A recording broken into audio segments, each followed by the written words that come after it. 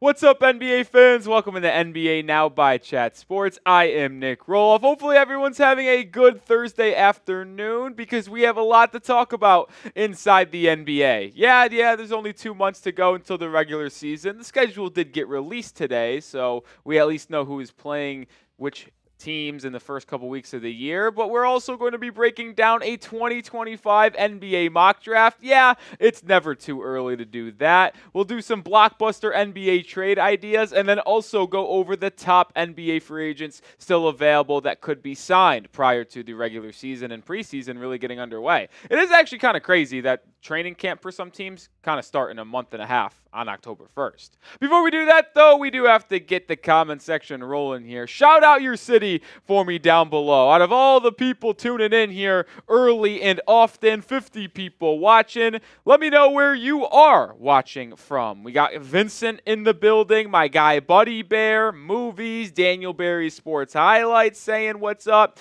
Let me know where you are watching from. Movies is just type in 76ers. 76ers good ball club active this offseason, getting Paul George, bringing Tyrese Maxey on a massive contract extension. I like some of the moves that Philadelphia made this offseason. Andre Drummond was a sneaky good one, too, as a backup center. I'm high on Philly this upcoming year. CI is in Chicago. Alec G is in Boston. Adam Edwards in Cali, baby. Bobby Dalton's in Virginia. Hamilton City, California from LOR. We got Q from San Antonio. Go Spurs, go. Spurs are going to be a fun team to watch this year with Victor Wembanyama entering his second season with the team. Chris Paul joining the crew. I'm a big Devin Vassell guy as well. So they're going to be a fun team to watch, man. DeMarcus Cousins is in the building saying Milwaukee. Name is pronounced Shea. I got you, Shea. Thank you for letting me know. I always say I have no problem being corrected on what people's names should be called because it's hard for me to really know just reading them off a screen. But I'm glad you told me it's pronounced Shea. Shea, I'm not going to try the last name, though. I don't want to butcher it too bad. Aaron Fitzgerald's in the building. What's up, Aaron? How are you doing, my friend? Saying, hey, Rolly. Good to see you there. We do have a lot of fun stuff to talk about. I'm excited to talk about the NBA draft, the mock draft. I don't know why, but I just have a lot of fun talking about some NBA draft prospects. We'll talk Cooper Flagg, Nolan Traore, Ace Bailey, Dylan Harper. It's going to be lots of fun in that department. Minneapolis from Joshua Williams. Looks like you're a Vikings fan. I apologize to you, Joshua Williams, because if you're a Vikings fan, it's going to be a very tough season. I'm sorry. I don't want to be that dude, but J.J. McCarthy's hurt. That stinks. Obviously, Jordan Addison got carted off yesterday. That stinks as well. But I will say this. Might be a tough season. I would guess about 5 wins for the Minnesota Vikings. I think Patrick Seatman can hear me. I hope he can. Either way, before we go to this here, click in the editor and have it be resized. So, because the top part is getting cut off here.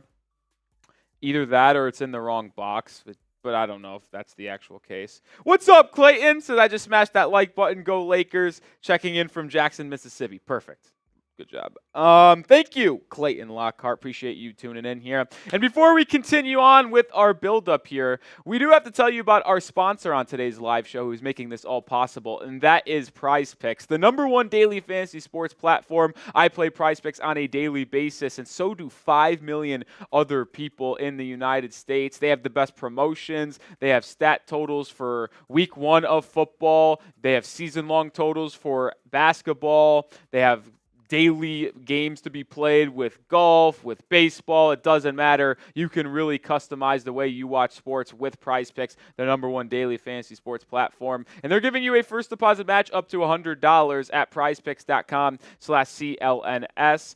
You can get that when you download the app and use code CLNS. You can combine picks like this one right here. Israel Adesanya, more than half a significant strike. A little bonus action, free square, if you will, they're giving you for this upcoming weekend. Bam Adebayo, more than 9.8 rebounds per game, and then more than 25.5 touchdowns for Tua Tagovailoa in this upcoming season. Like I mentioned, you can do season-long totals. You can do individual games. You could already go to week 1 of the football season and take Tyreek Hill's more or less on 90.5 receiving yards. They're also giving away free Caleb Williams. Just needs 1 passing yard in each of these games that you can use during the season as well. It's super easy to play.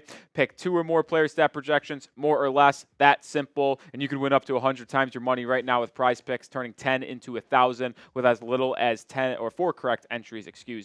So get started today. Pick more, pick less. PrizePicks.com/CLNS, code CLNS, or just download the app and use that code CLNS to get a first deposit match up to $100. Link is in the live chat right now. It's also in the description of today's stream.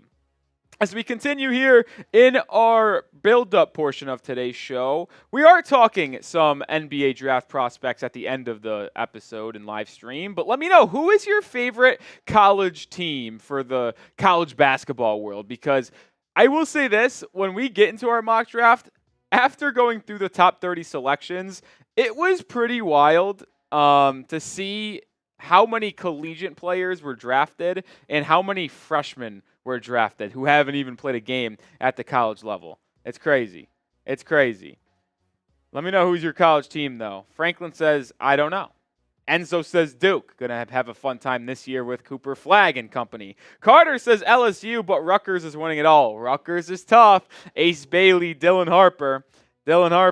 Aaron says, Rolly, no offense, but why do you wear those sweaters? Is it cold there? And I have missed your streams, man. I was away for months. Well, appreciate you, Aaron, for coming back. The reason why I do wear these hoodies is, one, hoodies are the most comfortable piece of clothing, in my opinion. It is my favorite thing to wear, and I like to be comfortable. And lucky enough, we get to wear it here at Chat Sports. Bosses have no issue with it. Two, it does actually get cold here. Not at Dallas, Texas. It's currently 98 degrees outside, so it's pretty dang hot. But in terms of our office space, I always find myself being cold if I'm just wearing a t-shirt, a polo, and shorts for the entire day at the office. So I do wear hoodies because I get a little bit cold. I don't know if it's just me or what it is, but I do get cold.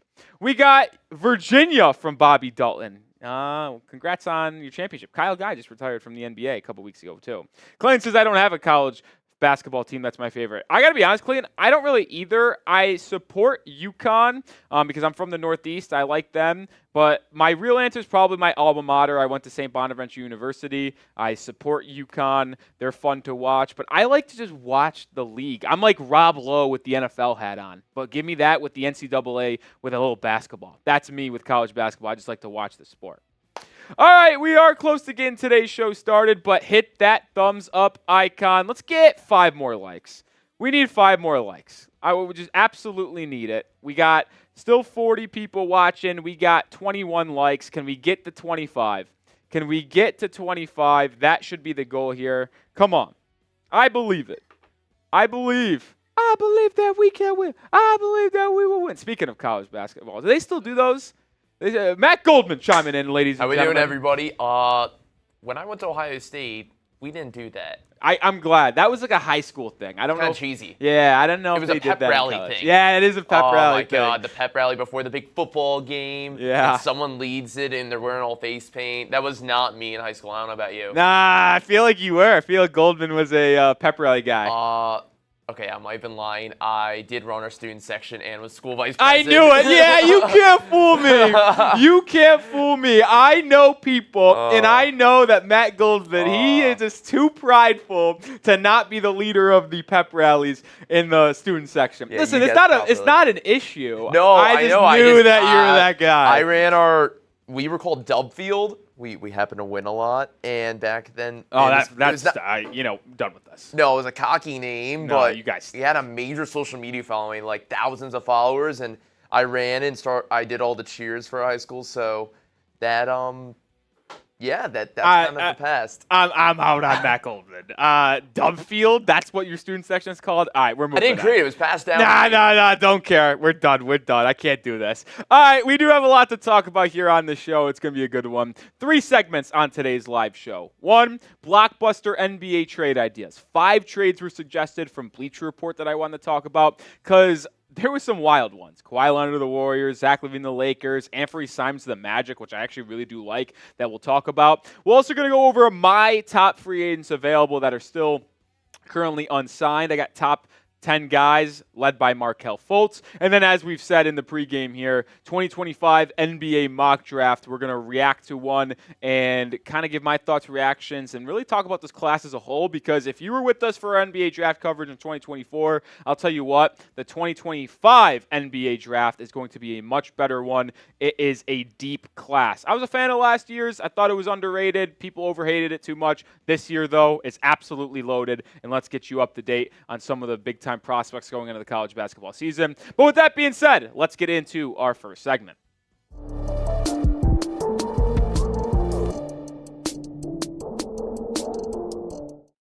We got some blockbuster NBA trade ideas on today's show. Bleacher Report had 5 crazy trades that featured big-time players going to big-time teams. And on this episode of NBA Now, I wanted to react to all of them. This is NBA Now. I am Nic Rohloff. And before we get into the first trade, I want to make sure you are subscribed to the channel, because yes, it is mid-August. Yes, the NFL is just around the corner, but we are still making sure you are covered on the latest in the NBA here at Chat Sports. We cover the league year-round. Doesn't matter when. We will have you up to date on everything going on. So hit that sub button and join the channel. You will not regret it.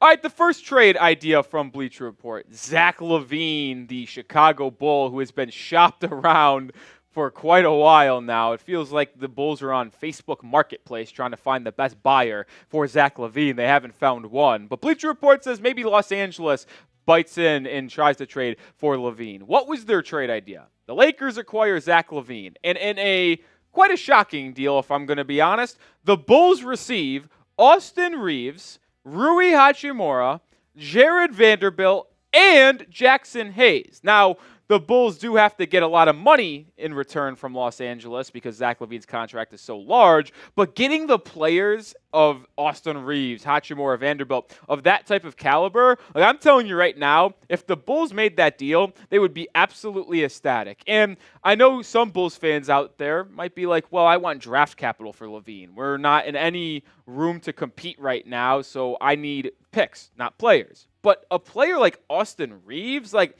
that would be unbelievable to get back for LaVine due to the fact that his trade value is so in the gutter that nobody really wants him at this point. And that's kind of what the issue is with Zach LaVine and Chicago. It really does feel like LaVine is going to have to play out this season with Chicago, or at least start with the Bulls this year, to try to rehab his trade value, because as we currently stand, based off his injury history, his contract situation, he still has a lot of years left at a very high price, $45+ million over the next 3.5 seasons with a player option in the final 4th year. It's going to be rough, man. And if the Bulls want to unload him to get assets and not have to attach a pick to his name to get him off their roster, it's going to require Zach LaVine to showcase that he still is the player of old and can still be a top scorer from the perimeter on a team. There are teams that could use his services. The issue is that contract, and they don't really want to make that move for LaVine due to his injury history. Predict it for me, though. Will Zach LaVine be traded in this offseason? I guess month and a half until training camp gets underway. I am going to find it hard-pressed to find a trade suitor for Zach LaVine before that begins. So I'm going to type my ends, but you let me know down in the comment section. The next one is a doozy. Kawhi Leonard heading to Golden State. Now, from a Warriors perspective, it would make sense for them to try to swing a big trade like this because they missed out on Lauri Markkanen and just didn't offer everything they could. And to me, I believe that Golden State needs to add more to this roster to help Steph Curry because he's only got a couple years left of being someone that can lead a team and being a top 10 player due to him being 36 years old. Do you really want to waste the last couple years of his good basketball on this team that really has no ceiling of an NBA championship? Well, if you acquire Kawhi Leonard, that raises your ceiling quite a bit. So here is the idea from Bleacher Report, which if I was a Warriors fan, I would jump at doing. Now, I know Kawhi's got his downsides of not being there most of the time, not being healthy. Now, he did play 70 games last season. He was healthy for the most part. Then he got hurt in the postseason like he always does. But the Clippers get Andrew Wiggins, Moses Moody, Gary Payton, Kevon Looney, 2 first-round picks in 28 and 30, plus a 2029 first-round pick swap. And I like this for Golden State. They keep Kuminga. They keep Podziemski. Sure, they would lose all of their draft capital, but you keep Curry, you get Kawhi, you get Dre, and you still have those 2 young guns waiting in the wings for the future. I think that makes a lot of sense for Golden State. But you might be asking yourself, would the Clippers even consider trading Kawhi Leonard? I actually think it's possible. Now, this article from Bleacher Report was 5 offseason trades. Now, do I think it's going to happen in the offseason? Absolutely not. They're going to go into this year with Kawhi Leonard since they are opening up that new stadium that Ballmer just paid for. But it actually makes sense roster building wise if the Clippers think to trade Kawhi Leonard, because he is someone that is not going to improve his trade value, right? As he gets older and misses more games, like that trade value isn't going to get any higher than it is probably this season. And with them having so many holes on this roster, James Harden only has a 1 year left because of his free agency sign. Paul George already left. Like, Kawhi Leonard could be the last person standing here. And if a team at the trade deadline is looking to make a major splash to try to help them and fortify a championship roster, and the Clippers are, say, like the 9 or 11 seed in the West because they just really couldn't get anything going this year, and they had injuries to James Harden, like, I could see it. Like, the Clippers aren't going to be that good this year, in my opinion. So why not unload your best asset and just look towards the future? It makes a lot of sense for Kawhi to potentially be traded this year. Anthony Simons to the Orlando Magic as the 3rd trade idea from Bleacher Report. And I actually adore this trade just for pure scheme fit for Orlando. They need a guard to score the basketball. They added Kentavious Caldwell-Pope, which was a really good addition, but they need a true guard that can score in isolation and off the dribble, because Paolo Banchero and Franz Wagner are the only 2 that can really create for that team right now. This is the trade. Anthony Simons to Orlando. The Trailblazers get Anthony Black, Cole Anthony, and a 2025 first-round pick that is actually from Denver, also top 5 protected in this deal. We're going to break down this trade and why I like it for both sides here in just a second. But we are sponsored by PrizePicks, the #1 daily fantasy sports platform and app in North America. More than 5 million people play PrizePicks every single day, and hand up, I am one of them. And you can get a first deposit match up to $100 when you go to PrizePicks. Download the app and use code CLNS. You can play in such a different type of ways. You can go to football, to basketball, to golf, to baseball, to the fighting, and combine season-long projections as well as daily projections. They also have awesome specials for all of you, like Taco Tuesdays, where they lower specific stat totals, Flex Fridays, whereas if you don't win, you can get your money back. Like, PrizePicks has it all to make playing daily fantasy fresh and fun for every single person, no matter what they like to watch. They even have e-gaming as well. PrizePicks is the absolute best, and I play it on a daily basis. So you guys can get a first deposit match up to $100 when you go to prizepicks.com/CLNS and input code CLNS, or just download the app today and use code CLNS to get that first deposit match up to $100. Shout out to PrizePicks. Run your game. Link's going to be in the description and comments of today's video. All right, let's talk about this trade a little bit more, because I actually love Anthony Simons in Orlando. Like I mentioned, they need a guard. And just from a hypothetical standpoint, if your starting lineup in Orlando is Simons at the 1, KCP at the 2, Franz at the 3, Paolo at the 4, and insert whatever starting center you want to start over in Orlando, like, that is a really good group. And I like what Simons can bring to the table for this team. I mentioned they need someone that can score at all 3 levels and take it off the dribble. That's what Simons does when he's healthy. He has took over for Damian Lillard after getting traded to Milwaukee, and I could see Portland potentially moving off of him due to his contract, as well as wanting to get more reps on ball for Scoot Henderson, who they took in the 3rd pick of the 2023 NBA draft. You see it on screen. Simons is a flat-out scorer, 22.5 points per game last year, 38.5% from 3. He is someone who can be a flamethrower, and having him be your 3rd primary ball handler, or like let me say this, not primary ball handler, but third option offensively behind Franz and Paolo, but be your primary ball handler, I think fits him very, very well, and it would make sense for Orlando to get Simons. And I actually think it might be a little too much to give up from Orlando's perspective to get Simons, which is why I would love this return for the Portland Trailblazers. I am as big as a fan of Anthony Black as anyone out there, I think. I had him as my fourth player in the 2023 NBA draft. Consensus top 3 of Wemby, Miller, Scoot, and then a lot of people had Ausar Thompson, Amen Thompson right there, 4-5. I had Anthony Black. I'm a big fan of his frame, 6'6", 6'7". He's very good defensively, good playmaker, can really make good decisions with the ball in his hands. Decent finisher around the rim as well. Just needs to develop a jumper. But I think that could be the case where he works alongside Scoot Henderson to be the backcourt of the future in Portland. You also get a first-round pick in Denver that will convey because it's not going to be in the top 5. And you also get Cole Anthony as a scoring guard off the bench. I think that would be very good for both sides to improve the ceiling of Orlando, but also help the youth movement in Portland. All right, let's move over to the fourth one here.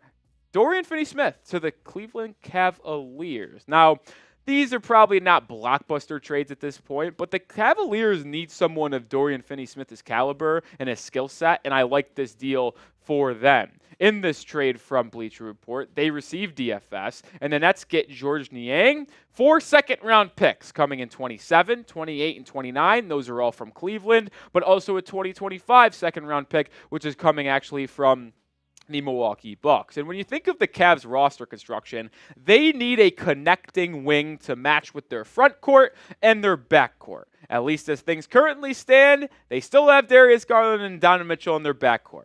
2 really good guards that can score the basketball and handle the rock, but not really good defenders. You have a great 4 in Evan Mobley in terms of defense. Now, he does need to improve his offense, but you have the defense, and then you have also Jarrett Allen there as well. But the issue that they have faced over the past couple of years is that they just don't have that good wing to connect the two. It's tried to be Isaac Okoro. It's tried to be Max Strus. And those two have been okay. Okoro's really struggled offensively, which is why he's still an NBA free agent. And then Max Strus, I just don't think fits them in terms of their defense as well as size they need at that position. But Dorian Finney-Smith, who's one of the best point-of-attack defenders in the NBA on the wing, and someone who can hit his open threes off the catch, which there will be a lot of those opportunities due to Darius Garland and Donovan Mitchell drawing such a crowd when they get downhill. I think this is exactly what Cleveland needs to potentially make a small and marginal improvement to their team, but raise their ceiling because now they get a guy that they can go stick on a Paul George, go stick on a Mikal Bridges, a Jason Tatum, a Jaylen Brown, because they don't have anyone on that roster right now that can go out and defend someone on the wing like Dorian Finney-Smith could. Final Bleacher Report trade idea we're talking about. Another Bull, Ayo Dosunmu, going to the Milwaukee Bucks. This one is definitely on the not a blockbuster scale, but Dosunmu ends up going to Milwaukee here, and the Bucks give up Pat Connaughton and a 2031 first-round pick swap, Dosunmu is an interesting player. I also don't think the Bulls would do this. Like, Dosunmu's fine. Like, he's nothing crazy, but a first-round pick swap in 2031, like, maybe they'd bet on the Bulls being better than the Bucks in 2031. Not sure about that. Also, Pat Connaughton is a non-mover. I think I'd rather just stick with Ayo Dosunmu and see if he can continue to blossom in the NBA. That's kind of my take on it. I don't think Dosunmu to the Bucks makes a lot of sense for Chicago. I do like it for Milwaukee, though, getting a young backup point guard to help with Damian Lillard. All right, you saw the 5 trade ideas. Zach LaVine to the Lakers, Kawhi Leonard to the Warriors, Anthony Simons to the Magic, Dorian Finney-Smith to the Cavs, and then Ayo Dosunmu to the Milwaukee Bucks. Which trade was your favorite? 1 at the top between Zach LaVine, 5 being at the bottom for Ayo Dosunmu. Let me know which trade was your favorite down in the comments section. All right, that will do it for this episode of NBA Now. I am Nic Rohloff. Appreciate everyone watching today's show. And if you are still watching here, you obviously like the content that we're bringing you, so make sure you are subscribed to the channel. On the road to 380,000 subscribers, year-round NBA coverage. We have a great team here at Chat Sports, so hit that sub button because we're bringing you content on a daily basis. All right, appreciate everyone watching. here on the channel. I know it's not the craziest time in the NBA, but it is fun. Will Zach LaVine be traded in the offseason? We're going to revisit this question. Type Y for yes or type N for no. I'm going no. I saw Bulls for Life saying no. CB the One saying yo. Oldest saying fair. I don't know which trade Oldest is referring to, but appreciate it. Enzo's saying two, which is Kawhi Leonard going to the Golden State Warriors. I'll tell you what, that'd be fun. That exact trade happens before the season begins, and I would catapult the Warriors into the top 5 of the Western Conference without hesitation. I'd actually think I might put them 4th. I think I'd put... it's aggressive. Goldman, I know you're a football guy, but you watch the NBA, right? Yeah. Okay. I mean, mainly the Knicks, but yeah, more college basketball like you. Yeah, let me ask you this. Kawhi ends up going to Golden State in that trade.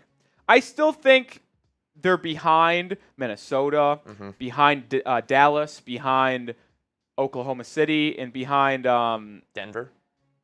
No, okay, so I made the 3. OKC, Minnesota, Dallas. Would they be better than Denver? No.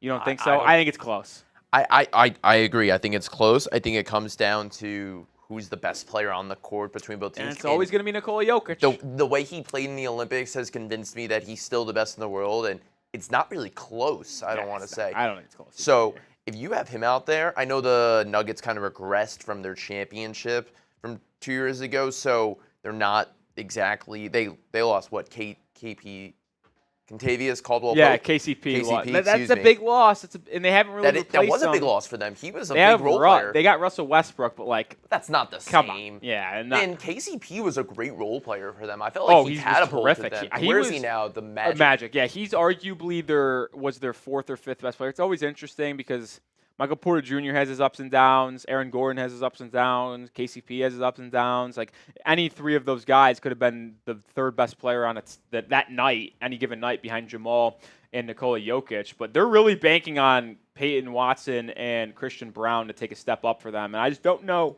if that's ultimately going to be the case. I think they need more. What worries me is the way Jamal Murray played in the Olympics. Yeah, terrible. And that makes me now second guess even my choice of saying, I don't know if they would be. I think if the Warriors were to acquire Kawhi, they might be better because the way Jamal played, that's like, ooh, dude, that was bad. And Shai calling him out on Instagram like that, that was bad. And the way that Denver has been able to, they win the NBA Finals and have such success, it's like Jamal Murray was the best guard on the floor at all times when they were at their peak. And you saw that was not the case when they played the Minnesota Timberwolves. Anthony Edwards was. And guess who won that series? The Minnesota Timberwolves. And now, I do give a lot of credit to Rudy Gobert and Karl-Anthony Towns and Naz Reid continuing to give a different trio of looks at Nikola Jokic. Aaron Gordon struggled. Michael Porter Jr. struggled. But, it seems to me that when Jamal Murray is at his best and playing like the best guard in the game, they are almost unstoppable with him and Jokic. But if Jamal Murray is not the best guard, that's when it gets it struggles. That's when they struggle. And I don't think he is anymore. I think that has changed, and you're right. Ant's the best in the West. I also if they played the Thunder, I think this year I have a future, hand up. I placed a future when I went back to New York on the Thunder to win the championship. What was the value at the time? It's $750, which so was it tied with the Knicks? No, they were a clear-cut second. I don't know. Oh, I didn't know if this was pre-McCall, but now I'm realizing you went home 2 weeks ago. Yeah, it was after. It was the Celtics are clear-cut favorites at plus 350, something like that. And then next is Denver at 750 or 700, and then the next couple teams were 800 or something like that. But I still think that's good value on Oklahoma City, man. I think it's pretty good too. And Hartenstein. And here's the reason why. I know there's a lot of time here, but I'd be willing to bet when we get to the NBA trade deadline in February, that number for the Thunder is plus 450, plus 500. Because I think they're going to be the best team in the West. Where do you think that puts them in second then overall for the odds? It all depends on how the Knicks and Celtics are. I think the Celtics would probably be plus 250, and then the Thunder will close that gap a little bit, plus 450, plus 500. Joey said, "What's up, Goldman? What's up, DeLuca?" And he's a Knicks fan like me all day, baby. Yo. DeLuca loves the Knicks. DeLuca loves the Knicks. Yeah, I think it's interesting because I love the additions of Alex Caruso, Hartenstein, and they just match up so well with everyone in the West. They really addressed every need they had, and I like that. I like that. All right, coming up next on the show here, we're going to be looking at my top 10 NBA free agents still available. Yeah, there's some decent names out there, nothing crazy, but we will talk about that. I'm going to take a sip of my coffee, take a sip of my water, and then we'll get into it. You a coffee guy? Big iced coffee guy. I can't do hot coffee ever. Oh, I don't care. I'll go either. Well, I love guess coffee. If I'm at like a sit-down brunch or lunch, I don't know. Nah, it doesn't matter. Love coffee. I have a nice coffee every morning. I do the Starbucks cold brew. I just buy it at Whole Foods, put some ice in, a tiny bit of lavender organic creamer. That sounded horrible the way I said that. Lavender. Well, it looked really good. I was like, No, nice. I got sugar-free caramel creamer and sugar-free. It's called Italian sweet cream creamer. Do we actually think coffee really works? I don't. I actually don't think. I think it's a placebo. I also agree. I am someone who doesn't get affected by coffee. I got to have a coffee at 10:30, and I could probably still go to bed at midnight if I was tired. You know who's really bad at drinking coffee in the office? Allie Barefoot. She gets a little grande from Starbucks, brings in around 9:30, and it's not finished throughout the day. Like she's taking that's like my 9, issue. That's weird. I love the taste of coffee, and I just go right through it. Oh, I finish coffee within 10 minutes. Yeah, it's gone. Bad. It is bad, especially if it's a good iced coffee. Gone in 5 minutes. All right, let's do it. Let's get into the top free agents still available. Welcome to the NBA Now by Chat Sports. I am Nic Rohloff, and on today's show, we are going to be looking at the top 10 NBA free agents still available that are really able to go out there and join any team and potentially make an impact. There are some decent names out there. I'm not going to act like there's some all-stars out there, but there are people that can fit into a role for NBA teams. Before we get into my top 10, do you want your team to make a move? Are you bored? Do you want to see your team make a signing, a trade, anything? Hit that thumbs up button. Let's get 250 likes on today's video. I think it's doable. Come on, folks. Hit that thumbs up button. All right, the first player that we're going to talk about on today's show is Robert Covington. Yes.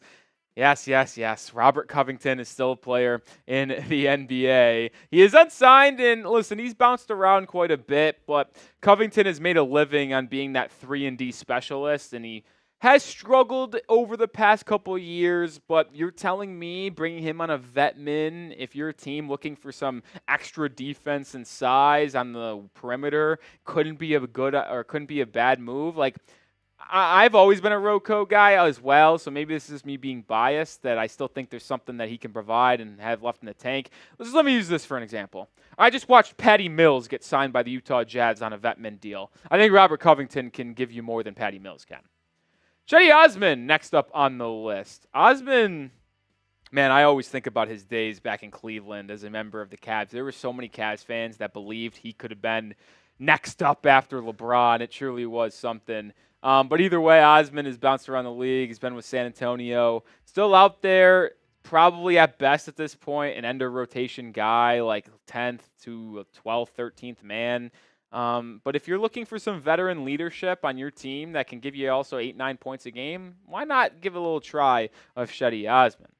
How about Evan Fournier, who just came off probably some of the best stretch of basketball he's played in a very long time with the Olympics. He was arguably one of the top guards for the French team that made it all the way to the gold medal game against the United States. And Evan Fournier had a couple games in the knockout stage where he was dropping 6 3-pointers. So he showcased that he still got that thing on him. Someone who couldn't get a lot of PT for the Knicks last year. Now I think was with the Pistons after the trade for Bojan Bogdanovic and Alec Burks. Fournier is someone who could provide some three-point shooting off the bench for a team. And after watching him play in the Olympics, it's hard for me to come out here and say that he shouldn't have a chance. And if my team had a roster spot available for the vet men, I would take a chance on Fournier if a shooter off the bench was a need. All right, we still got 7 players that we're going to bring up on today's show, but let me know who you think the best NBA free agent available is. I think there's a pretty clear-cut answer, and it's going to be the last player we talk about on today's show. I'll tell you his initials are MF, but we'll get there in a little bit.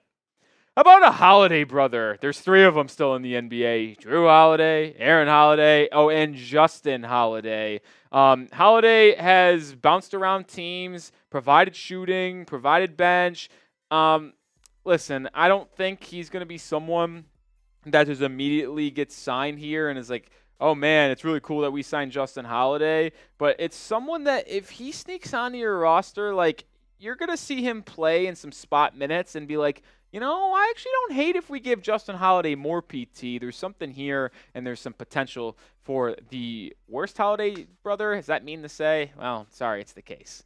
All right, 5th year is Marcus Morris Sr., and there's reportedly a lot of interest on Marcus Morris. Dating back a couple weeks ago, there's been quite a lot of interested teams for Morris Sr., who's just a couple years removed from being a double-digit points per game guy and 4 years removed from averaging, 15, 16 points a game. Never forget when he was averaging like 18 or 19 for the Knicks, and what was it, the 2018, 2019 season, something like that. But either way, there are reports of a lot of teams. Hoops Hype had the report like 2 or 3 weeks ago that the Detroit Pistons, Charlotte Hornets, Cleveland Cavaliers, Dallas Mavericks, and Minnesota Timberwolves were all interested in the services of Marcus Morris Sr., someone who's an experienced scorer, probably on the cooked end, but hey, he's also someone I'd like to have at the end of my bench that maybe doesn't play often, but is a true veteran, true locker room presence that, hey, you have a day where you have 3 or 4 players in your rotation that are hurt and are not able to go. Sure, we could throw Marcus Morris in there. He'll be able to give us 10 or 12 points and knock down a couple jumpers. I think that's very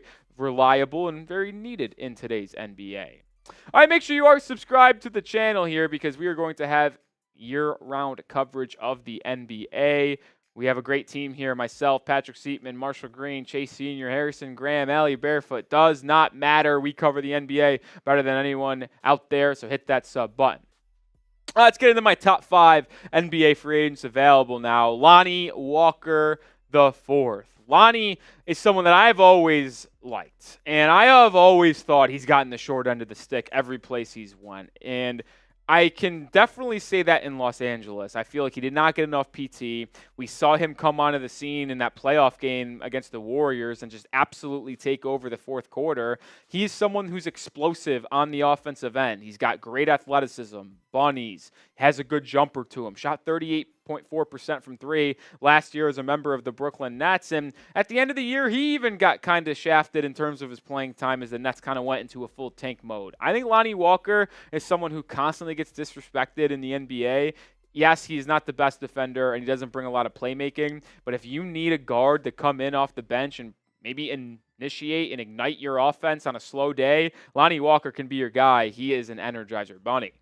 Jay Crowder still kicking it in the NBA. I still can't believe the Milwaukee Bucks sent like a gazillion second-round picks to the Phoenix Suns to get Jay Crowder. It just never worked out with him in Milwaukee, but I still think Crowder has some things to bring to the table. Yes, he had a poor season a year ago for the Bucks, but he is an experienced veteran who is not afraid to take a task, or a tough task that is, of guarding the opponent's team's best wing guy. He also is not afraid to step out and hit a big shot. Boss man 9'9". He's not afraid to go out and do it, baby.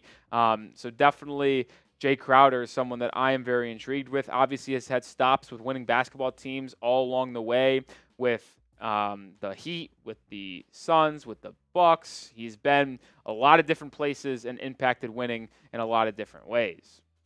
All right, make sure you get this Team USA shirt if you are proud of the Americans taking home gold in the basketball part of it. I am. I love this team, by the way. The chemistry they had, the cool players they had, I was a big fan of it.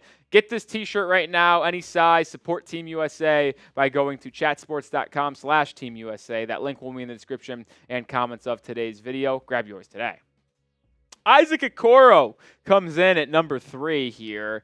Okoro, I'm actually stunned that he's still available. I really am. The former top 5 pick out of the University of Auburn has never really found his stride in the NBA, and he struggled with the Cleveland Cavaliers. They took him very high to be a 3-and-D guy, but he never has been able to fit, and it's the reason why they're still out there looking for that connecting third piece to fit between their backcourt and their front court. Okoro did improve as a three-point shooter last season. That's been his biggest issue, is not able to hit consistent shots from the perimeter, and he's always been sagged off. They averaged 9 points a game last year, but he did have that good three-point percentage, primarily from the corner. Anytime it got to the elbow or the wings or above the break, it got a little bit ugly for Isaac Okoro.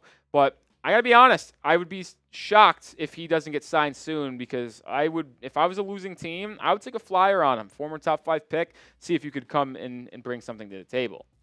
Dennis Smith Jr. comes in at number 2. This one might be a little biased. I'm a DSJ guy, always have been. I love Dennis Smith Jr.'s game, and he is one of the most athletic guards in the NBA. And if you're looking for someone to be your 8th to 10th guy in your rotation, provides you excellent minutes defensively at the point of attack, like, he is maybe the most underrated perimeter guard defender in the NBA. He doesn't get talked about enough. I love the energy, athleticism he brings to the table. Former top 10 pick. Yes, the offense is bad. Can't shoot. Still hasn't been able to develop a jumper for the NBA level. But just off pure defense and athleticism, I can't believe he's not signed. The clear-cut number 1 player still available in NBA free agency is Markelle Fultz. And yeah, make all the remarks you want about him being a bust as a former first overall pick. He absolutely is a bust. There's no defending that. But let's be real here. He was very effective for the Orlando Magic last season. He's still one of the more lengthy guards in the NBA. He's a good defender. He's kind of crafty in that mid-range area too. A lot of games where he's able to get into that mid-range, hit a little elbow J, get to the rack and finish due to his lengthy arms. Like, he looks not like someone who you would think would be a point guard. That is for sure. And I liked what he brought to the table for Orlando last season, man. 8 points a game, 3 rebounds, 3 assists, 1 steal, shot 47% from the field. Still not going to give you any jumpers from beyond the arc, but Fultz has really rebranded his image, in my opinion, as someone that can affect winning basketball. And just like Tyus Jones, I don't know if the backup point guard market is kind of dry or something like that. I was stunned that Tyus Jones only got a vet min deal. I really like Tyus. I also really like Markelle Fultz. He's ultimately only going to get a vet min deal. We'll see who he does latch on with. But I do like Markelle Fultz a lot, and I feel like we can look back at 6 or 7 months in the middle of the regular season and be like, yeah, how was Fultz a signing in mid-August or early September? Could be this year's Kelly Oubre. Oubre didn't sign until September last year. Maybe Fultz does the same exact thing. You let me know, though. I want to hear from everyone down in the comment section. What team should sign Markelle Fultz? Drop a team. If you just want to say your team, that's fine. Whoever it is, at this point, getting him for a vet min contract, which would likely be the outcome, it's going to be a steal regardless. Make sure you are following me over on X, Twitter, whatever you want to call it. At Nic_Rohloff is my handle. I'm talking NBA basketball every single day. And I like to create a conversation with all the NBA fans. If you follow me and DM me, I will answer. I'm not afraid to do that. I give you NBA content in between our videos here on Chat Sports. So give me a follow at Nic_Rohloff.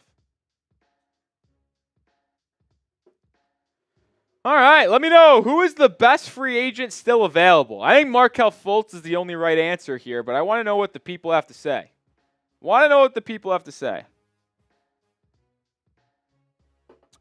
I want to know. Goldman, who do you think is the best? I'll start the conversation off, and I'm going to go with not your number one. Ooh, not my number one.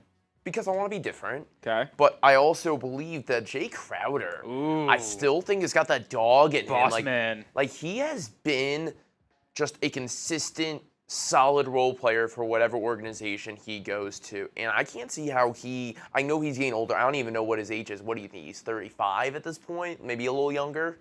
But for whatever age he is, I still think he's got a good shot to be a good player off the bench.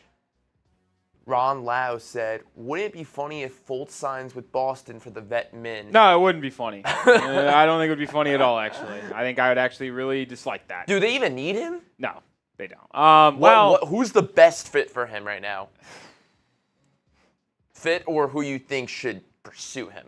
See, like, is it a hot take to say that I don't think Denver would because they have Russell Westbrook? But I actually I sneaky think Fultz would have had more of an impact on Denver than Russell Westbrook. What about the Rockets? I know they're a young team. No, they got too many guards. Is that not the right guy? No, okay. They got too many mouths to feed already in the guard position with Van Fleet, Reed Shepherd, Jalen Green. The Hawks? What about them? Actually, that is a good team because they need backcourt defense. They kind of need anything. They do need a lot. They might be the worst team in the NBA. They need a lot. Team like Washington, who lost Tyus Jones, they don't have a lot of good guards over there. Jordan Poole. But do you even think Markelle would go to a team like the Hawks or the Wizards? Like that team no one else is not winning anything. If no one else is offering anything, like. I am. But he could do the Kelly Oubre. Like I said, Oubre signed with the Sixers on a vet min. I know that was a competitive team, but then had one of his best seasons in impacted winning for the past 2 or 3 years, and then he got a little bit of a bigger payday. Like, that could be what Markelle Fultz does. I guess so, betting on himself in a way by taking... Go out, ball out also, on a shitty team. Also, what is the vet min in 3.3 mil. Okay, so it's like they're taking a minimum of $3 million? Yeah, such a shame. Yeah, come on. Like, that's insane. Markelle Fultz, I think the drop-off from his hype in college is crazy, though. Yeah. Malo watch, baby. Malo watch. Nailed it. First try, not even have an issue. You probably have no clue what I just did there, but I was pronouncing a guy's name that we're going to talk about. Come on, Malawatch. No sweat. No light work, no reaction. Come on, Malawatch. No reaction. There's some names in this NBA draft class. I'll say that. There are some names. All right, with that being said, let's get into this NBA mock draft. Yes, it is never too early to talk some NBA draft stuff. God, I love the NBA draft. Most of you know that, though.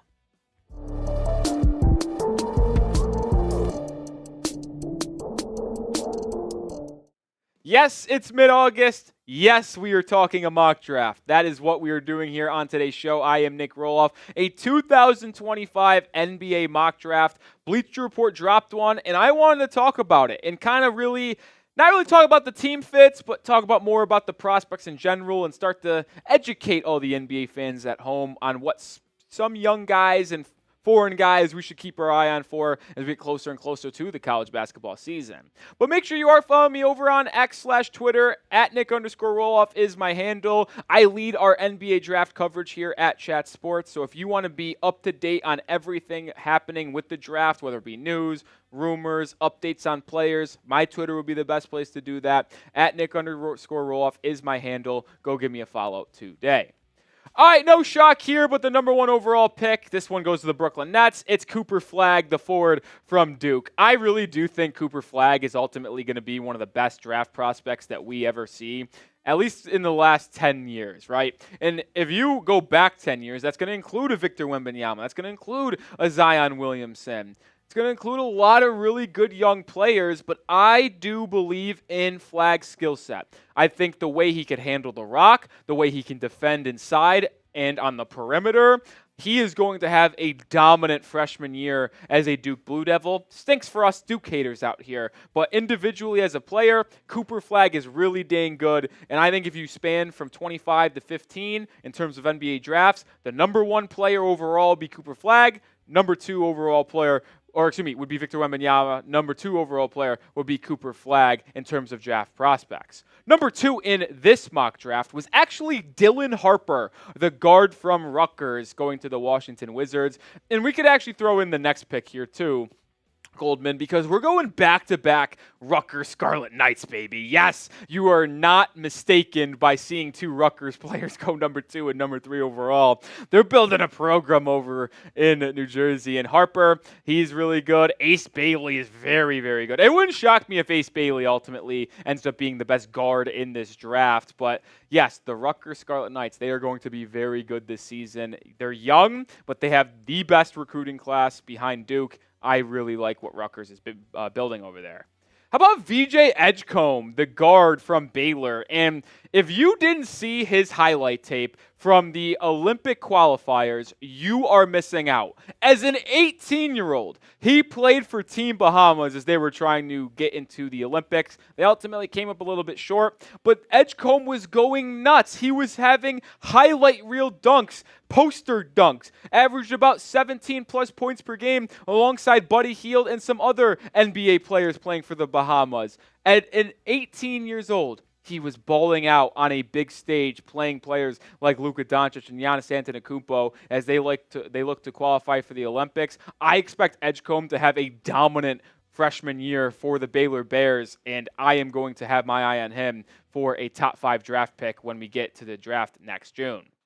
Another guard here to the Utah Jazz, Drake Powell, the freshman guard that is going to the University of North Carolina. The Tar Heels actually have a couple players in this draft that are going to be quite good. Powell, really athletic, can do it all, and I'm excited to see how he works alongside a talented freshman from a year ago at North Carolina, and Elliot Cadeau, as long as they still have R.J. Davis as well. That UNC team is going to be very, very fun to watch. We'll see how Drake Powell does in his first year. All right, cheeky little question here. We went through 5 players so far. Cooper Flagg is number 1. I don't think that changes. I think even if he somehow tore in his ACL, knock on wood, that does not happen, he would still go number 1 overall. But let me know, who is the best player in this draft not named Cooper Flagg? I think it's going to be this man right here, Nolan Traore. And yes, I am calling my shot right now. I spoke highly of the 2 players going to Rutgers. I spoke highly of VJ Edgecombe and Drake Powell. But the French guard, Nolan Traore, I really like his skill set. He can do it all on 3 levels. He's a fantastic playmaker. I believe when it's all said and done, he will be the number 2 overall pick in this draft. And this is something, by the way, if you just want to look at a world level, that can really elevate the France team onto the U.S. level. They're already in the gold medal match in the last 2 years. They have Victor Wembanyama. If they get a really nasty guard to pair up, they're going to be building something. In this mock draft, Nolan Traore goes 6 to the Chicago Bulls. Be a great haul for Chicago. But ultimately, when we're talking draft next June, I think Traore is going to be going in the top 3. All right, number 7 here, going to the Charlotte Hornets, Rocco Zikarsku. I think I nailed that. Center from Australia, actually, in Brisbane. Rocco, I can't say I'm that familiar with his game, but he is a nice stretch center. I was looking at his numbers. He averaged 18, 19 points a game last season, young fella. It makes sense for the Charlotte Hornets to target a big man because they need to start getting that front court set up nicely after getting Brandon Miller and LaMelo Ball as their 2 building blocks. Trey Johnson, the guard from Texas, ends up going 8 here to the Toronto Raptors. Really superb athlete. I'm a fan of Trey Johnson, and I can't say that he's going to be someone that really leads his team to a crazy mark here in this upcoming year. I'm not that high on this Texas team coming up in a Big 12 conference. That is pretty good as well. But I do like what Trey is bringing to his table as a true freshman. And there's a common theme here. A lot of freshmen, a lot of international players. Make sure you are subscribed to the channel because you're hearing us talk mock draft in 2025 already. We cover the NBA year-round, whether it be free agency, trade rumors, draft, doesn't matter. We do it all here at Chat Sports, so hit that sub button. All right, pair of picks for the Spurs here at number 9 and number 10. Kasparis, not even going to try it, from Illinois, and then Asa Newell, the 4 and center from Georgia. Now, all jokes aside on this dude's name, Kasparis, he actually is really good. He's a big-time freshman going to Illinois who has really started to build themselves up as a destination for some of these talented freshmen. He can do it all 3 levels, very similar to Marcus Domask from a year ago, who ultimately graduated as a senior and latched on as a UDFA out there. But I think he is an uberly talented guard that will replace Terrence Shannon pretty nicely. Asa Newell is someone who can provide a nice front court mate for Victor Wembanyama if this ultimately was the pick. But with the Spurs having multiple picks likely inside the top 10 with their own, as well as the one they got from the Atlanta Hawks, really like what the Spurs can do in this upcoming draft. The Thunder, yeah, they still have good picks because Sam Presti's a genius. Hugo Gonzalez Peña, the forward from Spain, is the pick here for the Oklahoma City Thunder. And then coming up here at number 12 with the Houston Rockets, another Dookie, Con Newepel, the forward, who is also a freshman. I'm not kidding. We have gone 12 picks, every single pick. True freshman, someone from overseas. If that's not a testament of what the NBA is looking for nowadays, I don't know what it is. But it does end now with Colin Murray Boyles, the forward from South Carolina, who was a true freshman last year, could have went in the first round of the NBA draft, but ultimately decided to go back to school and hone in on his game. I think he will. He's a bowling ball forward that can do it all. He plays inside at a physical rate. I was a fan of Colin. I thought he was going to be a top 25 pick if he stayed in the draft. Ultimately went back to play for the Gamecocks, and I think it's going to pay off for him as he gets here at number 13 to the Atlanta Hawks. First player that was not a European or someone that is a true freshman. Back to the true freshmen. Liam McNeely, the guard/forward from UConn, the last pick of the lottery in this mock draft to Golden State. McNeely was a highly touted recruit. He is an excellent ball handler and an excellent shooter. And I am fascinated to see how he does as a true freshman in Dan Hurley's system for the Huskies. We've seen Stephon Castle go there as a true point guard, play a little bit of an off-ball role, ultimately go inside the top 10 of the NBA draft. I think McNeely is someone who's going to do the same. He's not going to get a ton of on-ball reps with Diarra coming back for the Huskies, but he can play off-ball in a shooting role. He can handle it if he needs to. I'm a big fan of Liam McNeely's game, and he's a large reason why I think UConn could try to go back to back to back. First pick outside the lottery, another Thunder pick. My goodness, do they not have enough picks or what? Igor Demen, the forward from BYU. The Cougars, by the way, are going to be a very fun team this year. They have a couple really good players coming into their system, just like Igor. Someone who can do it all in the wing position, score at all three levels. And we know those BYU Cougars are someone you don't want to mess with. I think Igor is going to fit in really well over there. All right, make sure you are started with PrizePicks. They are the best daily fantasy sports app on the market. I play them every single day. I really do, because you get to just combine different sports when you are playing it. Football, basketball, baseball, fighting, does not matter. You can customize your daily fantasy sports however you want to. And they also have daily specials and promotions that make it so much fun. Like this Israel Adesanya, half a significant strike. Took the more there. Took more on Bam Adebayo, 9.5 or 9.8 rebounds this upcoming year. More than 2 at 25.5 touchdowns passes this upcoming season. You can combine season-long projections. You can combine daily projections, go across different sports leagues. It's so much fun. It's also just easy to play. You just pick more or less. Yeah, on 2 or more player stat projections, and you can win up to 100 times your money with as little as 4 correct entries right now. They also got things called Demons and Goblins, which lower stat totals, raise stat totals, but raise your payout, lower your payout. PrizePicks is the absolute best. I play them on a daily basis, and I encourage you to do so as well. And they're offering you a $100 first deposit match when you download the app today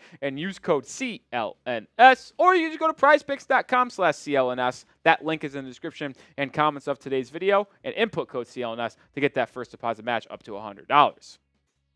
The Pelicans here at 16 take Jalil Bethia, the guard from Miami. What's the line from John Rothstein? Miami more guards than Shawshank or something like that. I don't know. But either way, Miami, another true freshman coming in here. Bethia is going to be an intriguing name to watch throughout this year. Noah Isengwe, a forward/center from Germany, heading to Atlanta. This is the second pick for the Hawks in this mock draft. They're going to need a lot of help inside. Clint Capella is nearing the end of his Hawks tenure. I don't really know what they're going to be doing down in Atlanta for the next couple of years. I don't think it's going to be very pleasant for Hawks fans, but you got to take advantage of the picks that you have, and they take Noah Isengwe from Germany in this pick. It should have been Kaman Malaha. I definitely botched that after practicing it so much. Malawach, excuse me. He's a center from Duke. By the way, I can't believe Malawach is actually going this late in this mock draft. He is a young player going to Duke, and he actually played for the South Sudan Olympic team. And did he have big-time moments? Not really. But in the team friendly against the United States, Malawach actually held his own. I think this is way too low for Kaman Malawach. I think by the time we are talking about the draft next year, he is going to be a top 10 pick without a doubt. Can already space the floor a little bit. He's a big body. I like his game. How about the Grizzlies taking Donovan Freeman, the forward from Syracuse? It just feels right to have an Orangeman back in the first round discussions. Feels like Syracuse was so good in the late 2000s, early 2000s, early 2010s. You were always seeing these Syracuse players come out to the league, and I think college basketball is better when Syracuse is good. Maybe Donovan Freeman can take him there. Maybe he could be another Carmelo Anthony for the Syracuse Orange. I don't even know if there's any Orangemen still in the NBA at this point. They've kind of run out of their turns. I'm curious. Only one that come to mind right now is Deion Waiters, but Donovan Freeman going to the Grizzlies for Syracuse. Which brings me to this question. Who is your favorite college team? Shout out your school down for me in the comment section. I got my mug here. I'm a St. Bonaventure Bonnie, baby. That's where I went to school. Let me know your college team below. All right, filling out this top 20, Will Riley, another freshman, going to Illinois. Like I said, Illinois actually had a pretty good recruiting class this year. I think they're going to be a really good team inside the Big Ten. And if Will Riley is able to complement the other guy who committed, I think they're going to be really good. But the Rockets need some wing shooters, wing depth. They get it here with Will Riley. All right, Darian Reed, the forward from Alabama, heading to Orlando. I'm curious to see what the Magic end up doing because we obviously got to see how the season plays out. But looking at Darian Reed for the future, he'd just be a backup big to Paolo and Franz Wagner. I would be shocked if the Magic don't really think about trying to get a point guard of a future at some point relatively soon. The Jazz go Michael Rusic, the forward/center from Javantat. Don't know if I said that right, but the Jazz have a lot of players that could be here for the long term, might not. They extended Lauri Markkanen. Going to be interested to see what they end up doing here. Carter Bryant, the forward from Arizona, another true freshman, going 23 to the Brooklyn Nets. The Nets have a lot of picks in this draft. Let's see if they use them correctly. They have a long way to go. Jason Known, I think I said that right, guard from Arizona State, heading to the Dallas Mavericks here at 24. Mavs, let's see what they can do in this year after going to the NBA Finals a year ago. They haven't been able to get good guard play outside of Kyrie Irving and Luka Doncic, so inconsistent between Tim Hardaway and some of those other guys. Maybe they take Sanone from Arizona State and really get things rolling. Isaiah Evans, another true freshman going to Duke. That's a lot of them, folks. There is now 4 true freshmen mentioned in this mock draft from Duke. I told you they had the best recruiting class in the entire country. I think number 2 was Rutgers. Those 2 teams are going to be very fun to watch this year. Isaiah Evans, another guard/forward. We could see. I feel like we're going to see low-key another Duke like R.J. Barrett, Cam Reddish, Zion class, where you have your Cooper Flags as Zion, and then the other freshmen follow suit. Dink Pate, the guard from the United States. I say United States is because he actually was on the G League Ignite team last year, but there is no G League Ignite team this season. They finally disbanded it. Good for those college basketball enjoyers because less players go there. He is actually playing overseas this year, but I put him as a United Statesman for his place.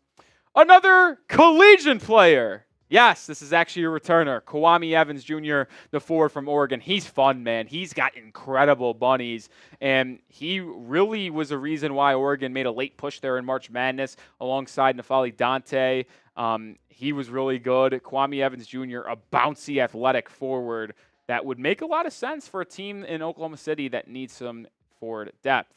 Pair of picks here for Brooklyn. Like I said, they had a lot of picks late. Ian Jackson, the guard from North Carolina, another true freshman. Him and Drake Powell are going to be tons of fun this year alongside R.J. Davis and Elliot Cadeau. And then Ben Suraf, the guard from Germany as well. So that is now, 4 picks for Brooklyn in this mock draft? They took Cooper Flagg, Ian Jackson, Ben Suraf. I'm spacing on the other one. Let me look down at my notes.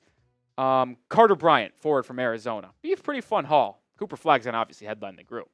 Last pick, the 3rd collegiate player, Alex Karabam, the forward from UConn. Shockingly went back to the college level because I thought he was going to be a fringe first-round pick in 2024. Ultimately decided that he didn't like where he was going, wanted to go back to school, try to help make UConn go back to back to back, which has, I don't think, ever been done before. I know back-to-backs are really rare in college, but I don't think it's ever happened 3 times in a row. Karabam, really smart basketball player, shoots the 3, defends, passes at a very high rate. Karabam, kind of a cheat code if he goes to Boston because they're going to need good, smart players that can fit a rotation with a cheap contract due to their contracts they're handing out left and right. You saw it, 30 picks down. Grade the mock draft A, B, C, D, or F. Listen, there's some names out there, but let me know what you think of this mock draft.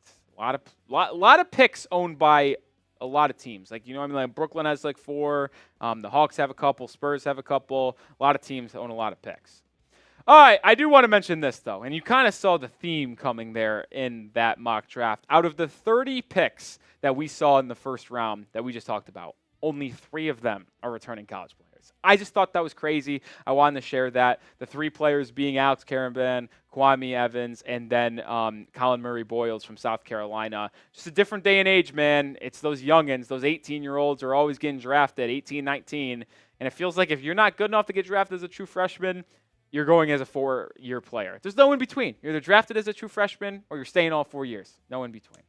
All right, that'll do it for today's show. Make sure you're following me over on Twitter for more NBA draft coverage and more NBA talk. At Nic_Rohloff is the handle. Appreciate everyone watching today's video, and I'll see you next week with more NBA content. See you then. Lord Buddy Bear is a Florida State fan. I didn't know that. Actually didn't know that, LBB. Well, at least the sound's better this time. Yeah, so he said sounds he's better. giving us those compliments from last week. We figured out the issue that was going on. This might be Lord Buddy. Yeah, we figured it out. Forget it out. Josh Prince says Pistons. That's not a college team. I'm Ohio State. I don't know if that's starting anything in the comments, but we're not that great at basketball. We did upset Purdue this year and stormed the court. And my sophomore year, we stormed the court against Duke, and I got shoved into a Duke staff member when storming the court because everyone was trying to go after Paolo. Nice. Yeah, nice. I'm a Bonnie, man. I'm a Bonnie. What's a Bonnie? I'm a Bonnie. What's a Bonnie? I'm a Bonnie. Woj. That's your best alum. Andrew Nicholson, Bob Lanier. Yup. Tyler Smith. Jalen Adams. He played in the NBA for a little bit. I actually only know 3 players from St. Bonaventure to actual play in the NBA. Jalen Adams, Andrew Nicholson, Bob Lanier. I'm sure there's more, but I won't admit to be a St. Bonaventure historian. Josh says Michigan State. I'm going to go Michigan State with MSU. That's what I'm saying. It could have been Mississippi State. It's like some people who do USC for University of South Carolina, which, first off, that is not the real USC. Yeah. That is Southern Cal, and that will always be Southern Cal. And people do OSU for Oklahoma State. Yeah, no, it's that's very common, actually. OKST. No, it's very common, actually. Well, down here, but most of the country does it. OSU is Ohio State. OKST is Oklahoma State. Boise State for F-Dog. I actually like Boise State. They're cool, UA, you think of what first? UA? I think I'm going to go University of Arizona. Same here. Okay, just want to make sure. What else would it be? Some people do Alabama. Oh, no. That's just Alabama. Or True. Bama. But some people I don't think I've ever seen that initial for Alabama. And then AU, obviously Auburn. That's how I look at it. Auburn, yeah. I don't think there's any I would just think AUB, though. Might as well just add the B. Yeah, I guess. Yeah, I'm trying to think of any other ones. Yeah, I don't know. Lord Buddy Bear said it was 7 in a row for UCLA. They won 7 in a row. Was that the John Wooden days? I don't even care. It would have to be John Wooden days. Okay, record for college basketball. Dude was the GOAT. Championships in a row. Or is the GOAT, however you want to say it.